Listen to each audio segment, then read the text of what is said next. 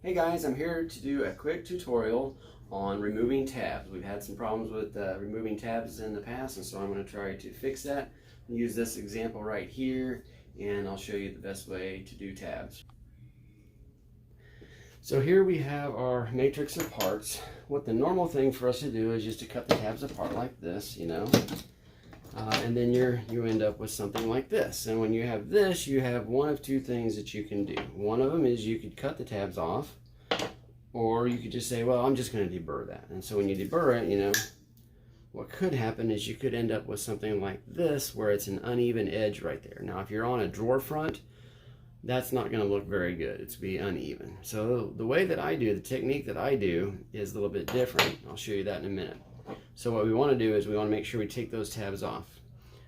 Try not to cut towards yourself. The best way to do this is probably have it down like this and just cut that tab off. Just like that. Then if you need to go back and deburr that because it's a visible edge, or it's an edge that someone is going to touch, like a customer or someone who's assembling it doesn't want to get scraped, then you can go back and deburr it and it won't cause any problems. So if I deburr this edge now, you can see it leaves a nice, even and consistent edge there.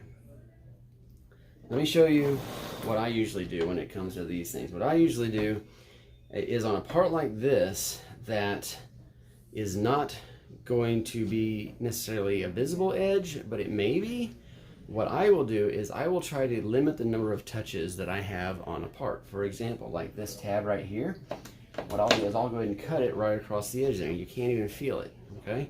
Same thing here. It takes a little practice, but the better you get at it, the quicker you can go.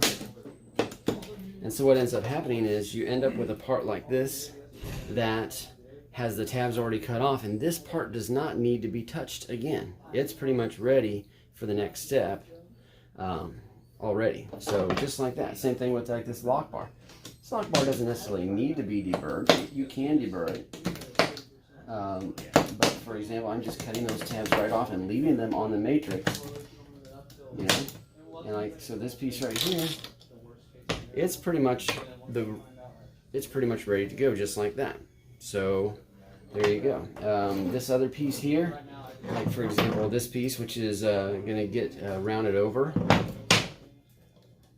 I'll cut off the edges that I need to, that I know are not going to need to be deburred or rounded over, and then these we just cut normal, because if I'm going to round those edges off anyway, I don't need to spend the extra time to cut right across against the edge. So since that's going to be rounded over, like that on the roundover table, I don't need to take those tabs down.